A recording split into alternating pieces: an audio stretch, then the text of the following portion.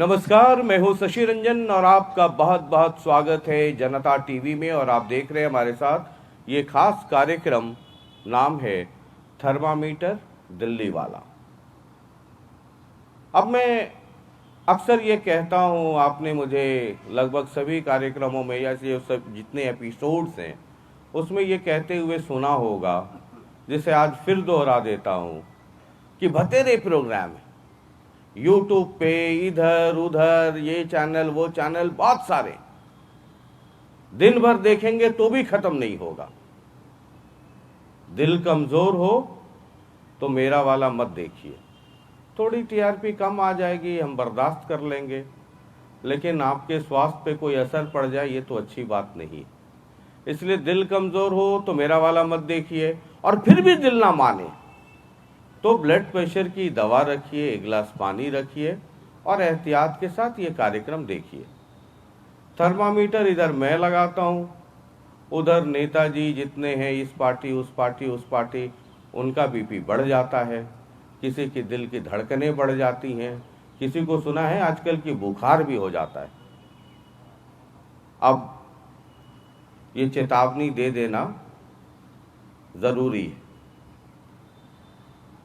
अब एक एक करके सबको थर्मामीटर लगा रहे हैं, पब्लिक में भी जा रहे हैं, जो चुनाव लड़ रहे हैं उनको भी लगा रहे हैं, और उनके साथ साथ कुछ सेनापतियों को भी लगा रहे हैं जो चुनाव नहीं लड़ रहे लेकिन चुनाव में अहम भूमिका अदा कर रहे हैं। अब आज जहां मैं हूं वो हरियाणा का टॉप सीट हो गया है, सबसे ज्यादा इस सीट की चर्चा हो रही है। पूरे हरियाणा में ये हॉटेस्ट है। कभी रोहतक हॉट हुआ करता था, उसके बाद करनाल हॉट होने लगा, लेकिन आप हरियाणा में घूमिए तो हर आदमी ये पूछता है, रंजन साहब वो बाकी तो ठीक है, उस सीट का बताइए कि हिसाब किताब क्या है। हम हिसार में हैं। अब आपको पता है कि हिसार की कहानी क्या है। कांग्रेस में लंबी जद्दोजहद चली, सुना, बड़ा डिस्कशन हुआ, इस खेमे में उस खेमे में, ये सर्वे वो सर्वे, और फिर लास्ट में एक लिस्ट आई। उम्मीद ये की जा रही थी कि विजेंद्र, जो कि मौजूदा सांसद हैं, अभी भी हैं, वो बीजेपी छोड़ करके कांग्रेस में चले गए, अपने पिताजी और माताजी समेत, यानी चौधरी बीरेंद्र सिंह और प्रेमलता समेत। अब इस उम्मीद में गए थे कि इधर एमपी हैं, उधर भी टिकट मिल जाएगी, लेकिन राजनीति खेल कुछ ऐसा है कि कब क्या हो जाए पता नहीं चलता। टिकट उनकी वहां कट गई और जेपी को मिल गई। जेजेपी जो इस सरकार के साथ इंजन के तौर पे, छोटे इंजन के तौर पे चंडीगढ़ में गाड़ी चला रही थी, वो आपको पता है डिवोर्स हो गया बीजेपी के साथ। अब वो अलग चुनाव लड़ रहे हैं, और दुष्यंत यानी कि डिप्टी सीएम साहब ने अपने माताश्री को मैदान में उतार दिया। उधर आईएनएलडी से उनकी देवरानी आ गई, तो बीजेपी ने कहा कि ये दो देवरानियां हैं, इनको कुछ तो बताना पड़ेगा। तो बीजेपी ने इनके ससुर को भेज दिया, कहा कि अब हमारी तरफ से मैदान में ससुर उतरेंगे। अब ये हिसार में देखिए 4 कैंडिडेट मुख्य तौर पे आ गए हैं, और भी कई लोग आएंगे। अब ये चारों देवीलाल प्रत्यक्ष या परोक्ष रूप से जुड़े हुए हैं। 3 तो सीधे सीधे, एक तो सीधे उनके बेटे हैं, 2 पुत्र बधुए हैं, और एक जो जेपी हैं ये भी उसी स्कूल के निकले हुए। और ग्रीन ब्रिगेड, आपको याद होगा वो दौर, वो जमाना जब उनकी दाढ़ी और बाल काली हुआ करती थी, आजकल तो सफेद हो गई है, तो ये भी वहीं से हैं। अब ये 4 के 4 सब उसी स्कूल से, उसी परिवार से, और 4 के 4 हिसार के बाहर से आ गए। कोई डबवाली से, कोई सिरसा से, कोई कैथल कलायत से यहां पहुंच गए। अब इतनी भूमिका इसलिए बताई, हालांकि आपको सब पता है, क्योंकि आज हम जिनको थर्मामीटर लगा रहे हैं मतलब वो हिंदी में सुना आपने, चट मंगनी पट बिया, यानी कि उधर इस्तीफा दिया। इस्तीफा भी क्या दिया, आजकल फोन है, मोबाइल फोन आया कि चौधरी साहब करो तैयारी, चलना है हिसार। तो चौधरी साहब को अब इतना टाइम नहीं था कि दिल्ली या दौलताबाद में जाके पार्टी ज्वाइन करते, तुरंत कपड़ा सपड़ा, हालांकि ये तो राउंड द क्लॉक तैयार ही रहते हैं, तुरंत सिरसा के ऑफिस में बीजेपी दफ्तर में पहुंचे, वहां पार्टी ज्वाइन की। ये ज्वाइन कर ही रहे थे कि टिकट भी अनाउंस हो गया। तो स्वागत कीजिए चौधरी रणजीत सिंह चौटाला का, बीजेपी कैंडिडेट हैं। बहुत बहुत शुक्रिया, बहुत धन्यवाद। अब आप देखिए, आपको इंट्रोड्यूस करने के लिए 1 घंटा मुझे भूमिका बनानी पड़ी। आपका बहुत बहुत धन्यवाद। ये माइक ले लीजिए सर जी। 1 घंटा भूमिका बनानी पड़ी। बीजेपी के आप कैंडिडेट हो गए, बिल्कुल। पूर्व क्या, अभी तो आप मंत्री है ही, आपका तो इस्तीफा भी अभी लटका ही हुआ है। आप वो लटका हुआ या आपने लटकाया हुआ मैं पूछ लूंगा अभी। और आपकी उम्र जो बीजेपी वाले कहते थे 70, 72, 75, वो सब आपके लिए सारे नियम कानून टूट गए और आपको कैंडिडेट बना दिया। तो ये पहले से प्लानिंग थी कि चट मंगनी पट ब्याह वाली हो गई, या देखा देखी जैसे होता है ना कॉलेज में, आप भी तो कभी जवान रहे होंगे, हैंडसम होंगे उस वक्त, हैंडसम तो आज भी है आप, तो उस वक्त देखा देखी तो होती है ना कि भाई फलाने जगह है यहाँ। तो ये बातचीत चल रही थी बीजेपी से अंदर खाने, सब मामला सेट था कि अचानक कुछ ऐसा हुआ कि आपको टिकट दे दिया। देखिए, ये मेरा सौभाग्य था कि जो प्रधानमंत्री आज दुनिया में मशहूर है, सबसे जो पॉपुलर प्राइम मिनिस्टर है और सबसे बढ़िया जो एक देश की 1 नंबर पार्टी है जिससे बराबर मैंडेट मिला है, ये तीसरी बार मिलने जा रहा है। इंदिरा जी को भी एक बार बीच में ब्रेक मिल गई थी, 77 में चुनाव हार गई थी, कोई भी 3 बार नहीं बना। अमेरिका में भी प्रेसिडेंट 2 बार बनता है, 8 साल के बाद नहीं बनता, 2 टर्म रहती है, 4-4 साल की। और इंग्लैंड में भी थ्रेचर और चर्चिल 2-2 बार बने थे, तीसरी बार नहीं बना। हमारे प्रधानमंत्री की चहलकदमी इतनी मजबूत है, दुनिया में इतना ज़बरदस्त ढंग का है, मैं तो मेरा सौभाग्य समझता हूँ। अंदर नीचे कुछ नहीं चल रहा था कि जो 400 टिकटें प्रधानमंत्री चयन करे और ऐसे बुद्धिमान प्रधानमंत्री, तो उसमें मेरा टिकट निकाल के दे, ये मेरा सौभाग्य है। मैं समझता हूँ मेरी कार्य प्रणाली और मेरे दायित्व को ये टिकट। मतलब अब आपको टिकट मिल गया है तो जिंदाबाद जिंदाबाद करेंगे ही, नहीं मिलता तो कहते ना ना मोदी जी ठीक नहीं है। देखिए, आप अपनी बात कहें, बहुत लोग ऐसा करते हैं, पर रणजीत सिंह एक अलग है, एक्सेप्शन है जी। मेरे फादर डिप्टी प्राइम मिनिस्टर थे, ओम प्रकाश जी चीफ मिनिस्टर थे, और महम कांड हो गया था, बहुत बड़ा घर था हमारा। 6 मिनिस्टर के साथ मैंने इस्तीफा दे दिया था कि मैं उस कैबिनेट में नहीं शेयर करूंगा जिसमें गोलियां चल गई हो, जिसमें लाशें गिरी हो। और अगले दिन अरुण नेहरू, अजीत सिंह और आरिफ मोहम्मद ने इस्तीफा दे दिया। राजीव गांधी पहुंच गए थे महम, और वीपी सिंह ने चौ देवलाल को ये कहा कि मौलिकता नैतिकता ये कहती है ओम प्रकाश जी का इस्तीफा ले लो, नहीं तो मैं राष्ट्रपति भवन जाके इस्तीफा। रणजीत सिंह उस खुराक का आदमी है, मैं अपना निभाता हूँ, मैं मॉरलिटी एथिक को ज़्यादा अहमियत देता हूँ। मेरे फादर उस दिन बहुत बड़े थे, मुझे घर में ये दिक्कत थी कि मैं घर जाऊँगा, माँ क्या कहेगी, बाप क्या कहेंगे। सरकार गिर गई थी 6 मिनिस्टर के साथ, मैं इस्तीफा दे के बाहर खड़ा हो गया। मैं बहुत स्वाभिमानी था, कांग्रेस ने टिकट नहीं दी, मैं उस खिड़की पे थोड़ा ही जा सकता था। मोदी सबसे आगे बढ़ रहे थे, देश में उनका डंका बज रहा था। मैं दुनिया में बता रहा हूँ, पहला आदमी है, यूक्रेन की वार हो रही है, किसी की हिम्मत नहीं, किसी राष्ट्रपति से पुतिन नहीं रुक रहे थे, 3 दिन युद्ध रोक दिया, युद्ध विराम करके 20,000 बच्चे हमारे निकाले, वापस आए, और उसके बाद पाकिस्तान के बच्चों ने तिरंगा लहरा के वापस पाकिस्तान गए। ये आप सिरसा से, आप रानिया से भी हैं, इंडिपेंडेंट एमएलए हैं, अब आप पार्टी में आ गए, आप हिसार आ गए। अब कई लोग जो हैं पॉलिटिकल एनालिस्ट हैं, सबका अपना अपना काम है, तो ये कहते हैं कि अब ये हिसार में देखिए 4 के 4 कैंडिडेट, ये सब बाहर वाले आ गए। ये आपने, ऐसा नहीं है कि मुझसे पहली बार कोई आपने सुनी हुई बात, इस तरह की बातें लोग कर रहे हैं, ऑपोजिशन के लोग करेंगे, ये करेंगे, वो करेंगे, जेपी करेंगे, सब लोग कर रहे हैं। तो उसको कैसे काउंटर करते हैं?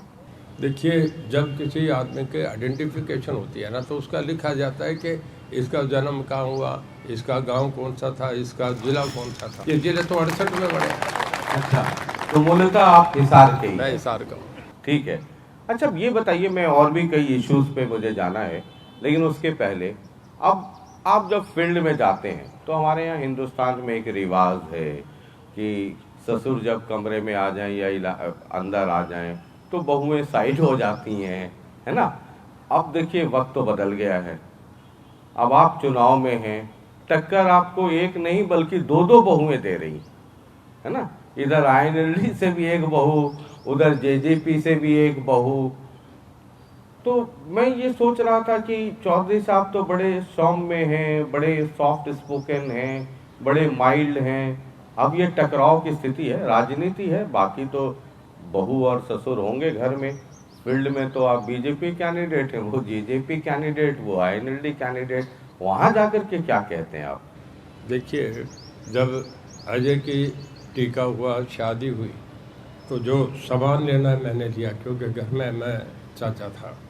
अब जब अभय के बच्चों की शादी हुई तो सब जितनी रस्में थी वो मैंने करी, मैं दादा था। ये तो पारिवारिक बात है। देखिए, जो देवीलाल फैमिली हमारे परिवार की बहुत बड़ी पराकाष्ठा है और पूरे देश में जो देवीलाल का नाम जानते हैं, समाज में भी उनकी बहुत बड़ी इज्जत है, बड़ा परिवार है। एक ही परिवार के हम 5 बच्चे, बिना किसी पार्टी के, बिना पार्टी की एफिलिएशन के इंडिपेंडेंट विधानसभा बैठे जो देवीलाल के नाम से है। कोई भी ना कांग्रेस में ना बीजेपी में। अब ज्वाइन करा मैं तो आप इंडिपेंडेंट जीत के आया। अब जहाँ परिवार की बात, जब मैंने विधानसभा में शपथ ली तो बस स्पीकर के जब शपथ लेके वापस आ रहा था तो नैना और दुष्यंत दोनों जो जहाँ विद साहब बैठे हैं पहली लाइन में, दोनों वहाँ बैठे। जब तक ओथ नहीं होती तब तक सीट का नंबर नहीं अलॉट होता, कोई कहीं बैठ सकता है। मैं जब वापस आया ओथ लेके तो दोनों ने पैरों के हाथ लगा, मैंने विधानसभा में भी आशीर्वाद दिया। ये हमारा समाज है जो देवीलाल का परिवार है। आज भी घूम में है, आज भी हमारे बच्चे हैं। वो कुछ बोले मैं उनके खिलाफ नहीं बोलूँगा।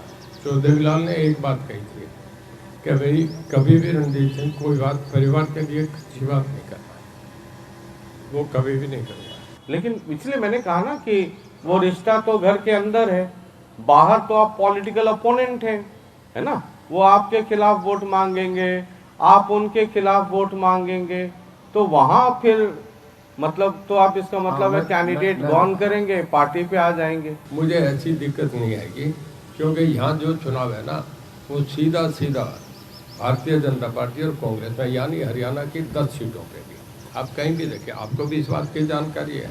आप हमारे दोस्त मित्र हैं, मन में तो मेरी बात का आप हाँ बोल रहे हैं, बाहर ना बोल रहे हैं। ठीक है, ठीक है। मन में तो कह रहे हैं ठीक कह रहे हैं आप। देखिए, फाइट कांग्रेस से है और कांग्रेस में एक ऐसा उम्मीदवार आ गया जिसने जो देवीलाल का बहुत बड़ा कैरियर था। एक गांव से, वो बिड़ला के बेटे नहीं थे, एक जमींदार के बेटे थे। मैं तो जो देवीलाल का बेटा हूँ इस बात से मिले। वो तो एक किसान के जो लेखराम के बेटे थे, उन्होंने मुल्तान की जेल काटी, लाहौर की जेल काटी, उन्होंने संघर्ष करा। जो देवीलाल की अगर एक लाइन की परिभाषा है तो ये है कि जो चैलेंज को सबसे ज़्यादा चैलेंज लेके एक्सेप्ट करता है वो देवीलाल है। उन्होंने लड़ाई लड़ी, लड़ाई लड़ने के बाद वो प्राइम मिनिस्टर तक के ऑफिस पे गए, चीफ मिनिस्टर बने, कई बार कईयों को चीफ मिनिस्टर बनाए, प्रधानमंत्री भी बनाया, इसी जगह तक पहुँच गए। जो देवीलाल के सफ़र में जिस दिन उनका डाउनफॉल हुआ, केवल एक ही बात हुआ कि एक ग्रीन ब्रिगेड का नाम उनके धब्बे पे लग गया। उस ग्रीन ब्रिगेड ने जो देवीलाल को बदनाम कर दिया। उस ग्रीन ब्रिगेड का मुखिया जो था वो आज कांग्रेस का उम्मीदवार है। तो मैं ये समझता हूँ कि जो देवीलाल के कैरियर पे सबसे बुरा दबा, इसे तो सभा में खड़ा करके कहा था, बोले भाई ये बैठा जयप्रकाश, इसे गांव में सरपंच नहीं बनाता है, मैंने मंत्री बना दिया कि नहीं, ये हिसार जिले के सब लोगों को सबके सामने सभा में कह के गए थे। तो मैं नहीं समझता कि कहीं कांग्रेस भी फाइट में है। वो बच्चे फाइट में ही नहीं है। प्रजातंत्र की डेमोक्रेसी, एक लाइन कहूँ, प्रजातंत्र की परिभाषा है कि जहाँ विचारों का विरोधाभास होगा उसे प्रजातंत्र कहेंगे। जो देवीलाल बहुत बड़े डेमोक्रेट थे, वो एक इंस्टीट्यूशन थे, संस्था थे। हम लड़ रहे हैं ये चुनाव तो जहाँ राजनीति में प्रजातंत्र की परिभाषा है कि जहाँ विचारों का विरोधाभास हो उसे पर लोग उन्हें वोट डालें, मुझे डालें, परिवार हमारा वही है, हमारा रिश्ते वही रहेंगे, हम बैठेंगे इकट्ठे, वो ये वोटों की नहीं, लेकिन मतलब आपने बड़ा होशियारी से आपने उस सवाल का जवाब दे दिया कि हमारी फाइट तो कांग्रेस से है।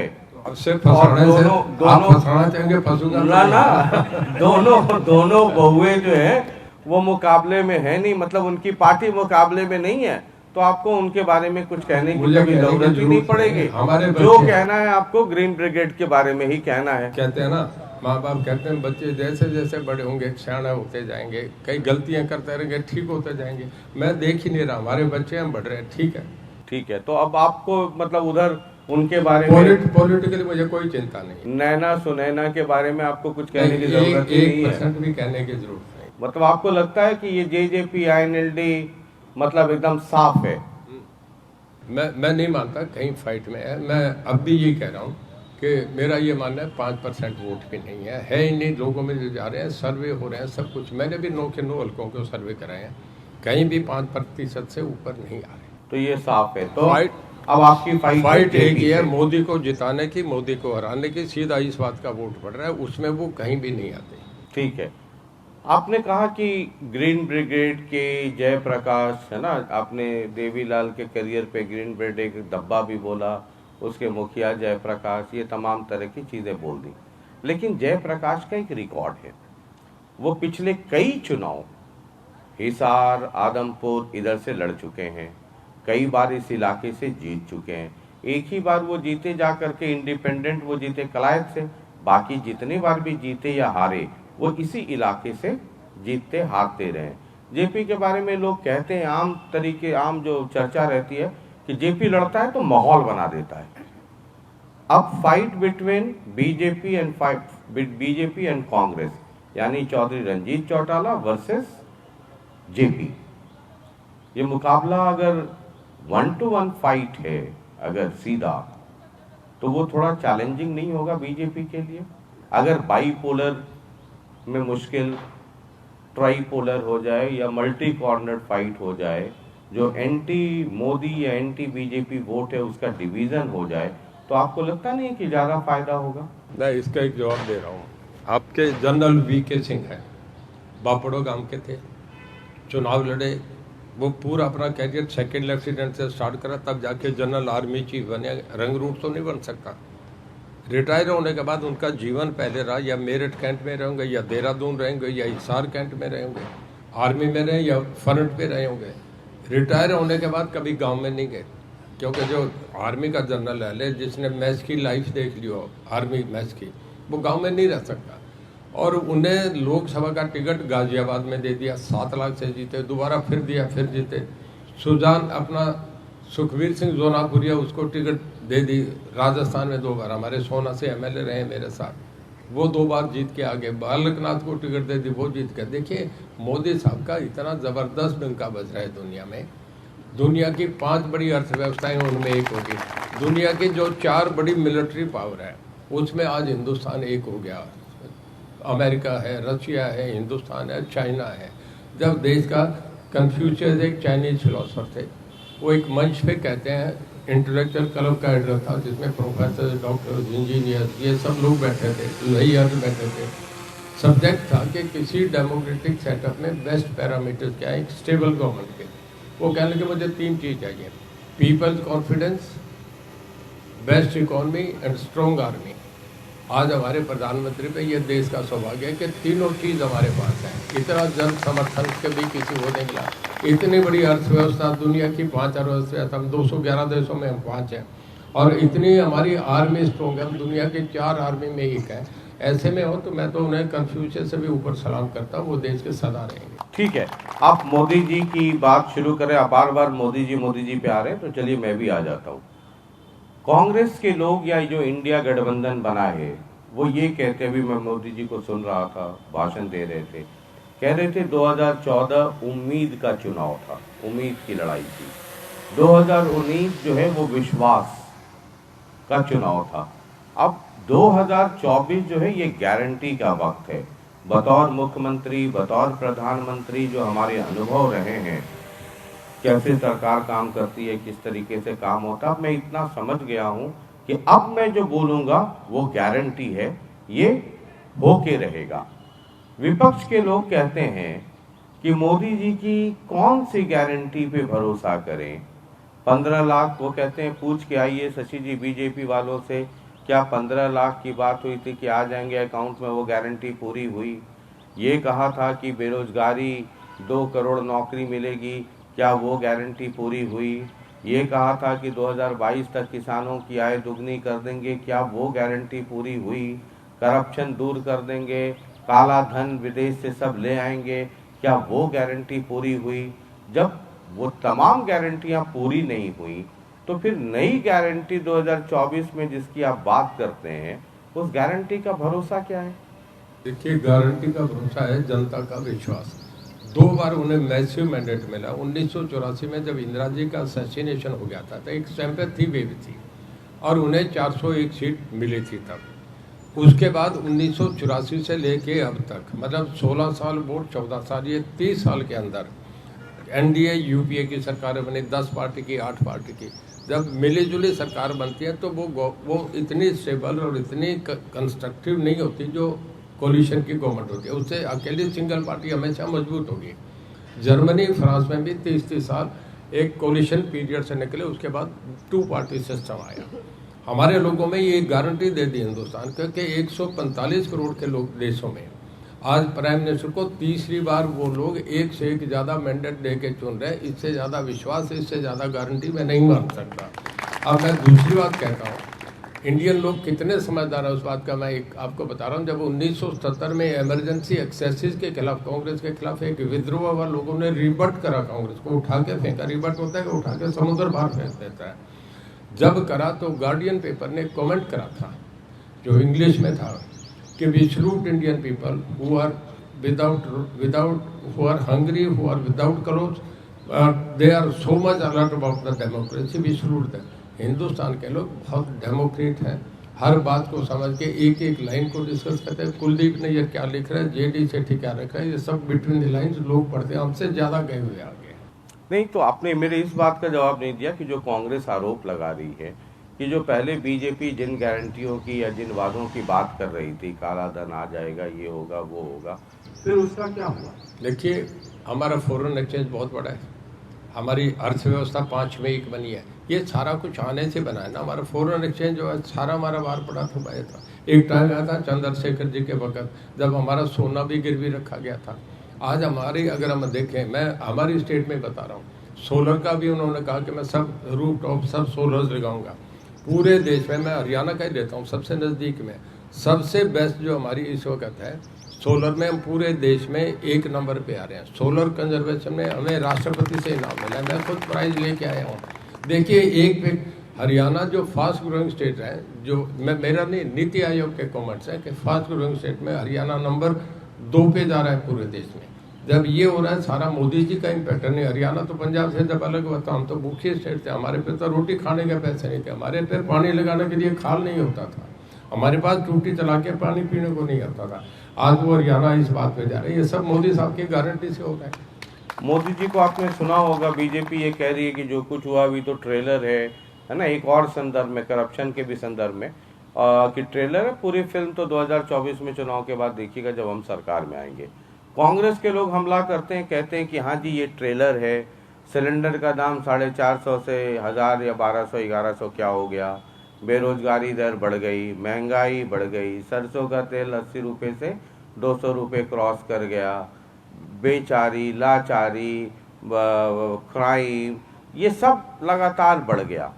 तो अगर ये ट्रेलर है तो बताइए कि फिल्म कैसी होगी? मैं आपसे एक सवाल पूछूं, अगर एक होटल में आप 2 आदमी रात को रुके हैं किसी 5 स्टार होटल में, तो सुबह सब बिस्तर भी ठीक मिलेगा, पिलोज भी ठीक मिलेंगे, कर्टन भी ठीक मिलेंगे, बाथरूम के टॉवल्स भी कई यूज होंगे, कई खाली पड़े मिलेंगे और रूम साफ मिलेगा। अगर उस कमरे में रात को 30 आदमी रहेंगे तो सुबह ना कर्टन मिलेगा, ना जो सोफों पे सीट है वो मिलेगी, कोई उसको बिछा के करेगा, बाथरूम से कमरे तक पानी आया मिलेगा। 145 करोड़ की आबादी है, पूरा यूरोप 72 करोड़ में है। पूरे यूरोप से हिंदुस्तान की आज बहुत बढ़िया इकोनॉमी है, 145 करोड़ में हम बहुत अच्छा कर रहे हैं। इसको ये से बहुत बड़ी गारंटी है, देश को इतने धर्म इतने से पता है, उसको संभाल के मोदी का मैं एक उदाहरण दे रहा हूँ। शिकागो में गए थे, एनआरआई का एक सम्मेलन था जिसमें मोदी साहब मंच पे थे और उन्होंने एनआरआई ने आपके ट्रंप साहब को बुला लिया। ट्रंप साहब जब अमेरिका के प्रेसिडेंट थे, अमेरिका में ये कन्वेंशन है कि जब प्रेसिडेंट स्टेज पे होता है अमेरिकी राष्ट्रपति, तो हम एनएसजी कमांडो कह देते हैं आपका क्या कहते हैं आजकल जो सिक्योरिटी देते हैं सीएम को जो घेरा होता है एसपीजी, हमारे एसपीजी होती है, उनके यूरिन होते हैं वो ये आपके उनके मैरिन होती है, अमेरिकन जो फोर्स है मैरिन होती है, तब मैरिन भी विड्रॉ हो जाती है, स्टेज पे अकेले प्रेजेंट रहते हैं, ये वहाँ का रिवाज है। और जब मोदी साहब मंच पे थे तो आपने भी देखा ट्रम्प और मोदी साहब दोनों चल रहे, नारे लगते मोदी मोदी मोदी, ये हमारे देश का ये डंका बज रहा है दूर दूर, इससे बड़ी क्या गारंटी होगी। हर देश, मैं जापान की बता रहा हूँ, जापान की 1280 यूनिट लगी है हमारे यहाँ देश में, उन 1280 में 28% मतलब 417 यूनिट अकेले हरियाणा में लगी है। ये सब यूनिट इस करके लग रही है, मोदी साहब के टाइम आगे नहीं पहले कोई। ठीक है, मेरा आप जवाब दीजिए, क्योंकि कई बार मैं ये कहता हूं कि मीडिया को ये भ्रम हो जाता है कि वो जज है। हमारा काम तो सिर्फ आईना दिखाना है और महाभारत के संजय वाला रोल है, आंखों देखा हाल बताते रहना। आप सुन, मैं आगे भी उसी का रिप्लाई कर रहा था। जो कांग्रेस के सवाल हैं, जो आरोप लग रहे हैं, जो आपके विरोधी लगा रहे हैं, वो मैं आपसे पूछ रहा हूँ। बाद बाकी ये जनता तय करेगी। जैसे मैंने कहा ट्रेलर, आप ट्रेलर कुछ और कहते हैं, कांग्रेस ट्रेलर कुछ और कहती है, आप फिल्म कुछ और कहते हैं, कांग्रेस कुछ और कहती है। उसी को कंप्लीट कर रहा हूँ। उसकी गारंटी में ये भी आता है कि जो आयुष्मान कार्ड बना है, जो गरीब आदमी जिनका इलाज नहीं होता था, बच्चों पे पैसे नहीं होते थे, इलाज करवा नहीं सकते थे, जिनकी 1,20,000 से कम इनकम है, उनका आयुष्मान कार्ड सेंट्रल गवर्नमेंट ने करा। 5 लाख तक का इलाज वो किसी भी हॉस्पिटल में जाके करे, वो आज जाके चाहे वो फोर्टिज में जाए, मैक्स में जाए, गरीब आदमी का बच्चा वहाँ इलाज सरकार उसकी पेमेंट करती है। दूसरा, मोदी साहब ने बनते ये कहा था कि तुम्हारे बैंक में खाते खुलवा दो। आज जिस आदमी को, चाहे वो कोई भी लेबर क्लास है, मनरेगा है, चाहे कोई भी है, सबका बैंक में सीधा खाते में, आरटीए से भी सीधा खाते में जा रहा है, उसका पैसा कोई नहीं मारा, बीच की दलाली खत्म होगी। ये मोदी साहब ने करा, ये मोदी साहब की गारंटी है। ठीक है, मतलब उन खातों में कुछ 15 लाख भी आया है क्या? मतलब नहीं, खातों में 15 लाख तो नहीं, पर जो उनका डिजर्व जो था बनता था वो आप ट्रांसफर कर रहे हैं। अच्छा, वो कांग्रेस वाले ढूंढते हैं कि उसमें 15 लाख आया कि उन्होंने तो कभी डाला ही नहीं ना, हमसे क्यों पूछे, हमने खाता खोल के डाला तो है, उन्होंने तो कोई डाला ही नहीं। आप ट्रेलर की बात करते हैं, आपकी पार्टी उन्होंने तो पैसे दिए, हमारे तो नौकरी भी लग रही। मैं गाँव में गया हूँ, अब गाँव में क्या पूछता कि जी हमारे बाल समझ गाँव में गया, कहते जी 200 बच्चे लगे हमारे, बिना खर्ची बिना पर्ची के, हर गाँव में जाते हैं। पहली बार ऐसा हो रहा है, धमाके हो रहे हैं, आप क्या बात कर रहे हो। चुनाव के ठीक पहले बहुत पुराने केस में जिस पार्टी में आप कई वर्ष गुजारे, कांग्रेस, आप उसका खाता सील हो गया। हेमंत सोरेन को उठाया, जेल में भेज दिया। अरविंद केजरीवाल को उठाया, जेल में भेज दिया। अब ऑपोजिशन के लोग कहते हैं कि अगर मोदी जी या बीजेपी से सवाल कर लिया तो बैरक नंबर भी अपना पता कर लो कि कौन सा बैरक नंबर में अगली रात बितानी है। हाँ, एक बीजेपी के पास, आपको याद होगा पवन खेड़ा ने एक AICC में एक प्रेस कॉन्फ्रेंस करी, वहाँ एक वॉशिंग मशीन, मैं बड़ा ताज्जुब करने लगा कि कांग्रेस के पीसी में ये वॉशिंग मशीन का क्या काम है। फिर कुछ देर बाद उस पर से पर्दा हटा तो वो था बीजेपी वॉशिंग मशीन। इधर से आप माल डालिए, इधर से कोयला डालिए, इधर से कोहिनूर निकाल लीजिए, मतलब धो धा के क्लीन कर करके निकाल लीजिए। और अगर आप बीजेपी में नहीं गए तो फिर आप बैरक नंबर ढूंढ लीजिए। ये कांग्रेस के लोग लगातार कह रहे हैं, आम आदमी पार्टी के, तमाम दूसरी पार्टियां, समाजवादी पार्टी, ये बहुत ज़बरदस्त आरोप लग रहा है कि जो इंडिपेंडेंट इंस्टीट्यूशंस हैं, जो जांच एजेंसियां हैं, उस पर एकदम ग्रिप भयंकर तरीके से हो गया है सत्तारूढ़ पार्टी का। देखिए, ऐसा है कि जब कोई पॉलिटिकली एजेंडा नहीं रहे तो थका हुआ आदमी ये कहता है कि इन्होंने ये कर दिया, वो कर दिया, ये ईडी इस्तेमाल कर रहे हैं, इनकम टैक्स इस्तेमाल कर रहे हैं। मुझे आप बताइए, सुप्रीम कोर्ट ने कहा है कि ईडी अपने राइट में ठीक काम कर रही है। सुप्रीम कोर्ट से बड़ा कोई कोर्ट है क्या? उनकी जजमेंट ही आई है कि ईडी जो है उसका अपना है, वो अपना कर सकते हैं। उन्होंने सुना नहीं, केस ही रिजेक्ट कर दिया जो लोग गए।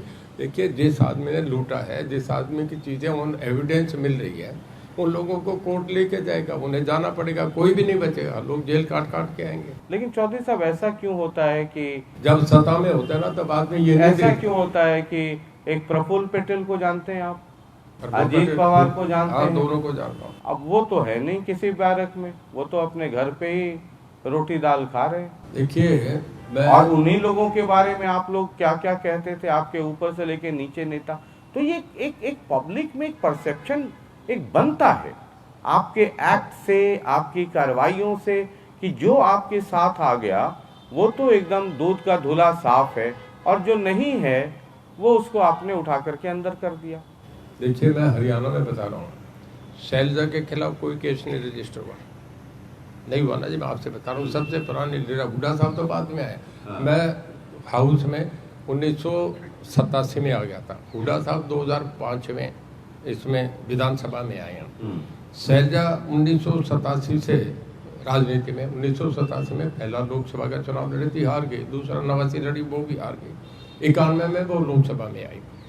उस पर कोई दाग नहीं है, कोई नहीं अरेस्ट करा। पंडित चिरंजीव लाल शर्मा थे, किसी ने अरेस्ट नहीं करा। कभी दलबीर सिंह जी को नहीं किसी ने अरेस्ट करा। तो फिर हुड्डा साहब को कब मेरी करेंगे? बात, हुड्डा साहब ने करे हैं, आपके इशारे पे चलते रहेंगे, उनको नहीं करेंगे। हुड्डा साहब ने करे हैं ऐसे ऐसे, जो स्काईलाइट वाला जो प्लॉट, अबे कई केस चल रहे हैं ना। उसमें ये है कि बयान पे आप 154 करोड़ कमा के सब चीजें वो एविडेंस है, बताइए कैसे इनकार करेंगे। सीबीआई के मतलब केस है ना हुड्डा साहब के खिलाफ, उन पे है केसेस। तो मतलब जब तक आप लोगों के साथ इंटरनल सेटिंग है, तब तक हुड्डा साहब हरियाणा में घूमते रहेंगे। और जिस दिन बिगड़ा उस दिन उनका भी एक बैरक नंबर तय हो जाएगा कि बैरक नंबर फलाना तिहाड़ में जाके मिलकर आइए। केस का आप जानते हैं, केस का टाइम होता है, दोनों तरफ वकील होते हैं, केस के लिए आर्गूमेंट्स होते हैं, उसमें गवाहियां आती हैं, तब जाके प्रोसिक्यूशन होता है। यूं नहीं होता कि किसी को जेजेपी आईएनएलडी के लोग कहते हैं कि बीजेपी और कांग्रेस यानी हुड्डा साहब और बीजेपी ये दोनों मिले हुए हैं। हुड्डा साहब को लगता है कि थोड़ा ज्यादा दाएं बाएं किया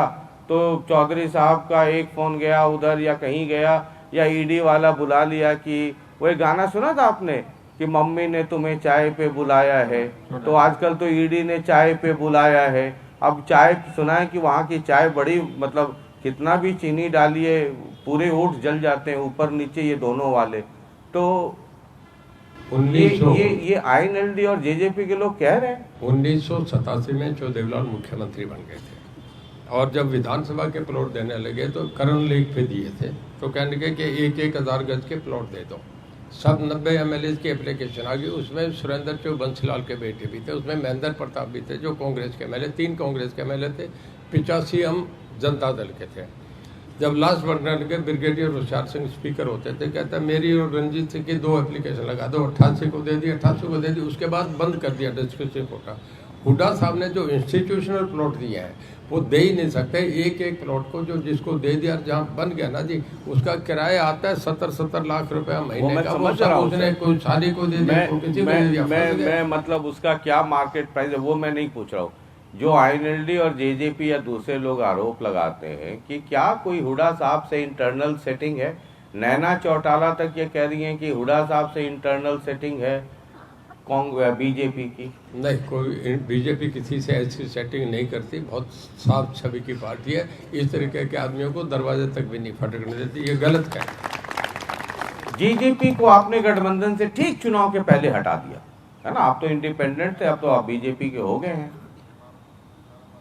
ये कोई अंडरस्टैंडिंग है बिटवीन बीजेपी एंड जेजेपी कि भाई 4.5 साल हम लोग दोनों ने एक साथ मलाई खाया है, अब आगे भी ये कारवां जारी रहे। तुम बाहर जाओ, हमें भला बुरा कहना, हमें गाली देना, हमें कहना कि सरकार चलानी नहीं आती है, ताकि जो एंटी बीजेपी वोट है उसका डिवीज़न हो और फिर बीजेपी के लिए जीत का रास्ता आसान हो जाए। देखिए, जेजेपी बीजेपी का गठबंधन हुआ था, इसमें कोई दो राय नहीं, सब जगह न्यूज में चला हुआ था, और उसके लिए एक मिनिमम एजेंडा था जिसकी कभी जिस मिनिमम एजेंडा की कभी कोई मीटिंग हुई नहीं। मीटिंगें तो होती रही, ऐसा नहीं है। वो कहेंगे ये बाहर थोड़ी बताई जाती है ना। मैं तो जो जनरल रिपोर्टिंग है वो क्या, मैं बहुत लंबे समय साथ रहा हूँ पार्टी के। कई बार ऐसा होता था कि बीजेपी अकेली लेजिस्लेचर पार्टी की मीटिंग होती थी, कई बार ऐसा होता था कि जेजेपी हम इंडिपेंडेंट्स को बुला दिया। मैं लास्ट बात बता रहा हूँ, जब नायब सिंह सैनी बने और बीजेपी, तो बीजेपी की मीटिंग तो हरियाणा निवास है, हम 7 एमएलए थे। हमारी 1 मिनट सुन ले, हमारी मीटिंग हो रही थी एक फ्लैट में। हमें ये आदेश आ रहा था कि अब हम चल के नए नेता का, हमने जाके समर्थन दिया, नए नेता का चुनाव हो गया। वो तो सब डेवलपमेंट पता बहुत हमारी इकट्ठी मीटिंग हुई है। मैं तो कॉमन मिनिमम प्रोग्राम जब गठबंधन होता है सर, तब मुझे याद है कहा गया था कि एक कॉमन मिनिमम प्रोग्राम होगा, उसके लिए कमेटी बनी, उसकी एक मीटिंग नहीं हुई। नहीं, एजेंडे की मीटिंग होती रही है, पर उसके बाद कई चीज कैबिनेट मीटिंग होती है और एजेंडा होती है, कई बार बिना एजेंडे वो के जो चलिए खत्म हो गई ये कहानी। सब चीजें- ये दोस्ती जेजेपी के साथ बरकरार है ना कि तुम बाहर जाना, मलाई साथ खाया है, अब बाहर जाकर करके मदद करो, ये है अंडरस्टैंडिंग। ऐसी कोई अंडरस्टैंडिंग है, बीजेपी ऐसी अंडरस्टैंडिंग कहीं नहीं करती। और BJP clean, total clean image की पार्टी है। इस करके लोगों ने 3 बार फिर दिया है, अब 3 बार नहीं, चौथी बार भी ये बनेगी, हिंदुस्तान में रिकॉर्ड बनेगा। चलिए, कांग्रेस के लोग कहते हैं हरियाणा में कि बीजेपी 400 पार के नारे लगा रही। आजकल वो लोग भी एक नारा लगा रहे हैं हर सभा में, छोटी बड़ी सब में, कि बीजेपी में हालत ये है कि 6 उधार के और फिर भी नारा 400 पार के। 10 सीटें हैं, मूलतः जो कैंडिडेट हैं 10, उनमें से तो 6 इम्पोर्टेड हैं। आप तो एकदम मतलब वो डीडीएलजी देखा है आपने? आप कुछ फिल्में तो कभी कभी देख लेते हैं, थके रहते हैं। दिल वाले दुल्हनिया ले जाएंगे, वो लास्ट में जो है शाहरुख खान वहाँ ट्रेन में है, काजोल को उसके पिताजी लेके आते हैं, जा बेटी जा, जिंदगी जी ले, ट्रेन छूट रही है, और उसके बाद काजोल चढ़ रही है। तो आप तो वैसे ही बीजेपी वाली ट्रेन छूट गई थी, चल दी थी, उसके बाद आप चढ़े। लेकिन आपके पहले भी जो 5 लोग हैं वो सब बाहर, अशोक तंवर आ गए, मतलब सब, रोहिंद्रजीत सिंह भी कोई बीजेपी विचारधारा वाले तो है नहीं। तो कांग्रेस लगातार ये प्रचार कर रही है कि कैंडिडेट 6 उधार के, फिर भी नारा लगाते हैं जोर से 400 पार के। देखिए, कभी कोई किश्ती चलाता है और उसमें जब बार बार चप्पू बदल के चलाने लगते हैं, कोई अगर अच्छा ड्राइव करता है तो उसे चांस मिलता है ना।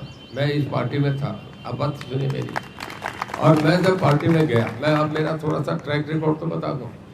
मैं कांग्रेस छोड़ के बीजेपी में गया, मैंने समर्थन दिया, टेक्निकली मेंबर नहीं बना था, पर बीजेपी के जो लोग कंफर्टेबल थे उससे भी ज़्यादा मैं उस पार्टी में कंफर्टेबल रहा। मेरी परफॉर्मेंस नंबर 1 थी।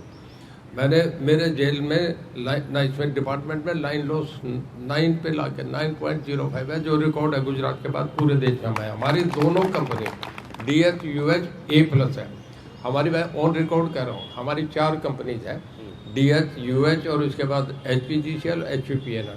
चारों की अकाउंटेबिलिटी, क्रेडिबिलिटी है कि आज तक मैं हरियाणा बनने के आज तक हमारी कंपनी डिफॉल्ट नहीं। हम चाहे कोल इंडिया से मांगे, वर्ल्ड बैंक से मांगे, हमें जाते ही हरियाणा को सबसे पहला पैसा मिलता। हम देश में 1 नंबर है। हम गुजरात से भी आ गए। अब अगली बात सुनिए, पूरे नॉर्दर्न इंडिया जो है वो हमारा सबसे बड़ा इंडस्ट्रियल हब बन गया पूरे देश में। आपका गुड़गांव, फरीदाबाद, मानेसर, पलवल, रेवाड़ी, पूरे देश में जितनी कारें मैन्युफैक्चर होती है 51% अकेला हरियाणा बना रहा है पूरे देश का। पूरे देश के जो एक्स्ट्रा जिन्हें पॉपुलेशन कहते हैं वो 60% अकेला हरियाणा बनाता है। पूरे देश की जो क्रेन जिन्हें पीला पंजा कहते हैं वो 53% अकेला हम बनाते हैं। और पूरे देश के जो मोटरसाइकिल है वो 60% अकेला हरियाणा बनाता है। ये हमारा अकाउंट है। पूरे दिल्ली की सब इंडस्ट्रीज हरियाणा में आ रही है। दिल्ली में जगह नहीं, हस्तिनापुर से लेके अब तक रही। दिल्ली से बाहर आके जितने ये ग्रुप हाउसेज आप देख रहे थे, DLF है, यूनिटेक है, आंसल्स है, वाटिका है, और इनका सबका TDI है। सब में 6 AC लगे हैं। वो सब हम पावर रोड हम मैनेज कर रहे हैं। आज तक कभी देखा हरियाणा में बिजली का? हर जगह दिल्ली में बुरी हालत है, हम सबसे बढ़िया परफॉर्म कर रहे हैं। इस करके हमें वो सबसे बढ़िया दे रहे हैं कि अच्छा जो काम करता है मोदी साहब उसको बढ़ाते हैं। कोई भी जो बढ़िया काम करता है उसको आगे बढ़ाते हैं। मैंने काम करा, मेरी कार्य प्रणाली बढ़िया थी, मेरा दायित्व बढ़िया था। मैं उस पार्टी में देखिए, मैं भारत का नागरिक हूँ। किसी भी पार्टी में कोई आदमी रह सकता है। हमें तो नेता देखना है, नेतृत्व देखना है कि कौन बढ़िया कर रहा है। अमेरिका में ये देखते हैं कि बाइडेन बढ़िया है कि ट्रंप बढ़िया, उसी पे वोट पड़ते हैं। हमारा इससे बढ़िया कोई नेता है नहीं। राहुल गांधी को देखो। मैं आपसे एक सवाल करता हूँ, देखिए गाजा में क्या हो रहा है, यूक्रेन में क्या हो रहा है। जब देखते हैं तो इंसानियत मरती है ना। ये संभावना का, ये यहाँ फीलिंग इमोशंस का देश है। एक निर्भया कांड हो गया था, कॉन्वेंट स्कूल की बच्चियों ने वो मोमबत्ती जला के सड़कों पे आ गई थी, पूरा इंडिया गेट भरा रहता था और लोग ऐसे इमोशन हो गए थे। उसने कांग्रेस को नाश कर दिया, कांग्रेस को ख़त्म कर दिया। उसी आंदोलन से मोदी साहब निकल के, उसी आंदोलन से अन्ना हजारे उनके कुकर्मों से निकल के आए। आज आप देखिए यूक्रेन में 5-5 हज़ार बच्चे मारे जाए, कोई बोल नहीं रहा। ये हिंदुस्तान है। यहाँ जब इस तरीके की, अब आप देखिए एक तरफ चाइना है, एक तरफ पाकिस्तान है। कंपैरिजन करिए कि कभी जो दूसरे देशों में बात छिड़ रहा है, कभी नॉर्थ कोरिया वाला कुछ बोलता है आज अगर राहुल गांधी देश के कमान और इधर मोदी साहब के हाथ में कमान हो तो देश किसको कमान देना चाहेगा? राहुल गांधी इस देश को संभाल लेगा क्या? आप मोदी जी की इतनी चर्चा कर रहे हैं और मोदी जी कह रहे हैं इस बार 400 पार। कांग्रेस वाले कह रहे हैं कि अभी भूपेंद्र सिंह हुड्डा भी कह रहे थे कि साउथ तो साफ और नॉर्थ हो जाएगा हाफ, फिर 272 पहुंचना, 200 पहुंचना मुश्किल हो जाएगा। आप 400 की बात कर रहे हैं, क्योंकि पिछले चुनाव में अगर आप नॉर्थ इंडिया में देखें, हरियाणा देखें, हिमाचल देखें, राजस्थान देखें, मध्य प्रदेश देखें, तो मैक्सिमम पे है 10 की 10 सीटें यहाँ, 25 वहाँ, मतलब एकदम सैचुरेशन था। 10 की 11 तो होंगे नहीं यहाँ पर, तो अब इसके ऊपर कहाँ जाएंगे? वो उनका भाषण लगातार चलता है, कागज कलम पे आंकड़े आते हैं कि 400 पार कहाँ, यहाँ तो मतलब 172, 272 छोड़िए, 172 पे मुश्किल आ रही है। मैं आपके जवाब दे रहा हूँ। देखिए 1970 के बाद, मैं आपसे ही पूछ रहा हूँ इस बात का, मेरा आप जवाब दे दीजिए। 1970 के बाद जब जनता पार्टी निकली थी, कांग्रेस हारी थी, वेस्ट बंगाल, इसके बाद आपका यूपी, बिहार, मैं 1970 से कह रहा हूँ, आज 47 साल हो गए। वेस्ट बंगाल, यूपी, बिहार, गुजरात, उड़ीसा, तमिलनाडु, इनमें 350 लोकसभा की सीट है। इन 350 में पिछले 47 साल से कांग्रेस नहीं है। जहाँ कांग्रेस 10 साल चली गई, वापस ही नहीं आती। हुड्डा साहब पिछले 2 बार भी यही आंकड़े दे रहे थे। पिछले 10 साल में 2 लोकसभा में उन्हें 1 सीट भी नहीं मिली। और अब इसके बाद आप देखें, उनकी 1 भी नहीं है, साफ है। 10 की 10 साफ है, 11 तो हो ही नहीं सकते। जब सीट ही 10 है तो 10 आ रहेंगे। पर वो ये देख ले, बाकी स्टेटों का गिन ले, किसी बड़े बेंच पे चढ़ के गिन ले, 400 से भी ऊपर है, समुद्र से आगे उन्हें नजर नहीं आता। चलिए, आखिरी दौर में हम हैं। अब यहाँ चौधरी साहब, कई कैंडिडेट हैं, लोकतंत्र है और सबको चुनाव लड़ने का अधिकार है, और यही लोकतंत्र की खूबसूरती। अगर चौधरी रणजीत सिंह जी को कैंडिडेट के तौर पे, बीजेपी कैंडिडेट के तौर पे अगर चुनना हो, आज मतदान की तारीख हो और ईवीएम कुछ देर में उसका एक बटन दबाना हो, तो एक वोटर अपने मन में क्या सोच के जाए? क्यों चौधरी रणजीत सिंह चौटाला जो बीजेपी के कैंडिडेट हैं उनको वोट दिया जाए? क्यों नहीं जेपी को यानी कांग्रेस को दिया जाए? क्यों नहीं नैना जी को, जिनके पीछे दुष्यंत चौटाला की भी ताकत होगी, यंग हैं, डायनेमिक हैं, 35 साल उम्र है, तो जेजेपी को दी जाए? क्यों नहीं आईएनएलडी को दे दी जाए, जो कहती है कि किसानों की पार्टी है, किसानों और कमेरों की आवाज़ उठाती है? ये सब के सब लोग होंगे और एक वोटर के पास ये सारे विकल्प होंगे, तो फिर उसके मन में ये सवाल आएगा कि इनमें से बेहतर कौन है। और ये सवाल मेरा हर कैंडिडेट से, फिर आपको ही वोट क्यों पड़े? अब मैं आपके सवाल का जवाब देता हूँ। जब वोटर वोट डालने जाता है ना, तो पहले तो वो ये देखता है कि स्टेबिलिटी के वोट थे, सरकार कौन बनाएगा। गठबंधन की सरकारें जब भी बनी, 1970 में बनी थी, 2 साल में टूट गई। उसके 3 ही चेहरे थे, उसमें थे मोरारजी देसाई, चरण सिंह और बाबू जगजीवन राम, वो टूट गई। फिर दूसरी बार बनी 89 में, जिसमें देवीलाल, वीपी सिंह, चंद्रशेखर थे, वो 18 महीने में टूट गई। मोदी साहब की सरकार जब सिंगल पार्टी की बनी, बराबर 10 साल गई है और 15 साल में फिर बनने जा रही है। पहली बात तो स्टेबिलिटी देखते हैं। मैं एक गांव का उदाहरण देता हूँ, सब गांव ग्रामीण अंचल के लोग हैं। हमारे शादी होती है, जब शादी होती है तो अब कल तो रिवाज बदल के, पहले 2-2 दिन बारात रुकती थी। तो सुबह मॉर्निंग लड़की वाले के घर लड़के वाले थाल लेके जाते हैं। एक में उसमें बादाम होते हैं, उसमें खुजारे, ये क्या खारक कहते हैं उसे, क्या कहते हैं आप, हाँ वो होती हैं, और चीन के छुआरे, वो उसमें चीनी के भी वो बने होते हैं। और एक में दुल्हन के कपड़े होते हैं, और एक थाल होता है जिसमें गुलाबी हरे रंग के कागज़ों में लड़की के जेवर होते हैं। तो जब वहाँ से चलते हैं तो अब ये कहते हैं सब थाल कई लोग उठाते हैं। तो जिसमें जेवर होता है ना, उस थाल के लिए कहता है ये मामा को या फूफा को, कोई समझदार आदमी को दे, और रास्ते में गिर ना जाए, भाई जेवर है। तो जब लोग इतनी बड़ी एक्सरसाइज में देश किसी को देंगे तो थाल की तरह उठा के देंगे कि वो गिर ना जाए। देखिए कंप्लीट करने दें। जब वोटर डालने जाता है ना वोट, तो भी देखता है कि आईएनएलडी, बीजेपी तो हिंदुस्तान में बाहर कहीं है ही नहीं, आईएनएलडी और जेजेपी ये तो कहीं है नहीं। और जब देखते हैं कि कौन है, तो फिर मैं हिसाब की बात कर रहा हूँ, जब उन्हें जेपी दिखेगा, उसके साथ जो चढ़े हुए हैं उनके साथ या काले वो पहलवानों वाले वो बने होंगे, और खुला रोड शो का देखिए, कब्जे बड़ी जगह हो रहे हैं, यहाँ भी हो रहे हैं, वहाँ 18 एकड़ में कल कोई बता रहा था, जहाँ जाता हूँ कब्जे हो रहे हैं। हर आदमी ये देखता है, सेंस ऑफ सिक्योरिटी चाहिए उन्हें कि यार कोई सरकार बने, अच्छी बने। 92% लोगों को कोई काम नहीं होता, वो ये चाह रहे हैं अच्छी सरकार बने और लोगों को तकलीफ ना हो। लोग कहीं गुंडे को, बदमाश को कहीं भी नज़दीक नहीं आने दे रहे। ये लोगों की एक शराब का ठेका गाँव में नहीं खोलना देते। तो लोग जब चलते हैं तो मैं आपसे बताता हूँ, जो बंधे वोट है वो तो डालेंगे मोदी साहब को। 15% वो पर्ची होती है जो जेब में डाल के घर से चलते हैं कि दूंगा बीजेपी से दूसरी पार्टी को। पर जब जाके लाइन देखते हैं ना लगी कि बीजेपी के लगे, इस पे तो कोई है नहीं, इस तपट पे भी कोई आदमी नहीं बैठा, तो कहते यार क्यों पर्ची खराब करें, वो भी बीजेपी को डालेगा। ये बता रहा हूँ। तो मतलब आप ये कह रहे हैं कि जेपी के साथ दबंग छवि, क्या शब्द इस्तेमाल करूं, गुंडा करूं, दबंग करूं, किल की मार करूं, क्या शब्द इस्तेमाल करूं? उसे कुछ आजकल मैं बहुत डरता हूं, आजकल कहते हैं। तुरंत मानहानि का केस हो जाता है। कुछ भी ये- और मैं बड़ा मतलब साधारण कमजोर आदमी हूं, केस मुकदमे से डरता हूं, तो क्या शब्द इस्तेमाल करूं? देखिए, मैं ये समझता हूँ कि जो आदमी जिसकी छवि ठीक नहीं हो, जिसका ये है कि इससे लोगों में इनसिक्योरिटी रहेगी, उस आदमी से लोग, देखिए मैं आपको यूपी का उदाहरण दे रहा हूँ। यूपी में पहले लोग जाते थे 6 बजे के बाद बाहर नहीं जाते थे, ये समझते थे यूपी आ गया, अब नहीं जाएंगे, सुबह चलेंगे।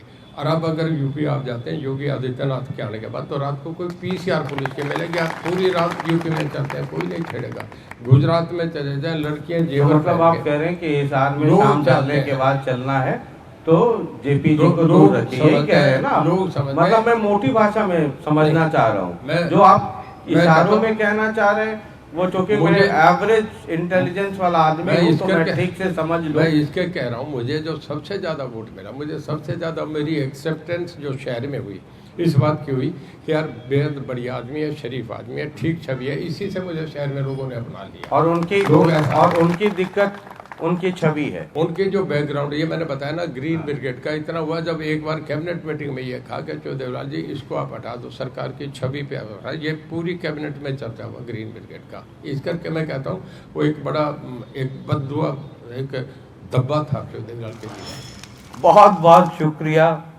ये कहते हैं ना कि वो रंजीत चौधरी साहब जो हैं, चौधरी रंजीत सिंह जी, लास्ट में एक लाइन वो जो अपनी वाली है वो कह गए, कह कि ये चौधरी रंजीत सिंह और जेपी इनका चुनाव नहीं है, ये चुनाव है नरेंद्र मोदी वर्सेस राहुल गांधी। आप समझ रहे हैं ना? इस एक लाइन के पीछे का मतलब और उस मतलब के पीछे का खेल, वो जेपी भी चाहते हैं कि ये चुनाव कैंडिडेट के बीच हो जाए, लेकिन रंजीत जी हैं, चौधरी साहब, ये भी कम खिलाड़ी नहीं है। कह रहे हैं कि ना जी, आपस में काहे को कुश्ती करना है, ये दिल्ली वाले कुश्ती कर लें, हम पीछे से भाला भूला लेकर के खड़ा रहेंगे कि हम तो देखो मोदी जी के लिए भाला लेके खड़ा है, तुम राहुल गांधी के लिए तलवार लेके खड़े रहो, बाद बाकी ये ऊपर वाले निपट लेंगे। अब चुनाव में इसका बड़ा मतलब है। हम तो सिर्फ थर्मामीटर लगाते हैं, टेम्परेचर आप नोट करते हैं, बाद बाकी 4 जून को अपना तो मिठाई खाने से मतलब है। जिसके घर मिठाई बट रही होगी, लड्डू बट रहा होगा, वहीं चलेंगे। लगातार देखते रहिए जनता टीवी। बहुत बहुत शुक्रिया, और ये थर्मामीटर का दौर लगातार जारी है। बहुत बहुत शुक्रिया, नमस्कार।